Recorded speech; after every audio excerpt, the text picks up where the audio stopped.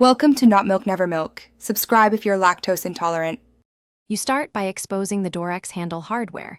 This is the only way to remove it reliably. First, use a flat screwdriver and cloth to lift the trim or escutcheon from the inner edge, releasing hidden clips. Once done, locate the visible screw heads, Torx or hex, and the small retaining clip at the spindle. Make sure to keep screws and clips in a tray. You do this to avoid losing tiny parts and prepare for the mechanical removal that follows. Next, you remove the retention system that locks the handle. First, back out the mounting screws fully while supporting the handle so it won't drop. Then, use needle nose pliers or a small punch to remove the retaining clip or pin on the spindle. This is the key step. Without that clip, the handle won't release. Once the clip is out, hold the spindle and slide the handle straight off.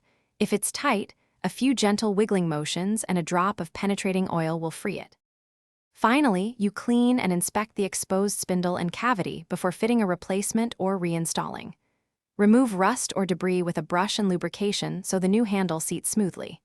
To reassemble, slide the handle onto the spindle, reinsert the retaining clip, then tighten screws evenly.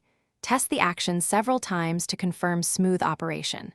If parts are stuck, apply penetrating oil, wait 10 to 15 minutes. Then tap the clip gently with a punch. This usually breaks corrosion without damage. Thanks for watching. If this was helpful, leave a like and consider subscribing. See you next time.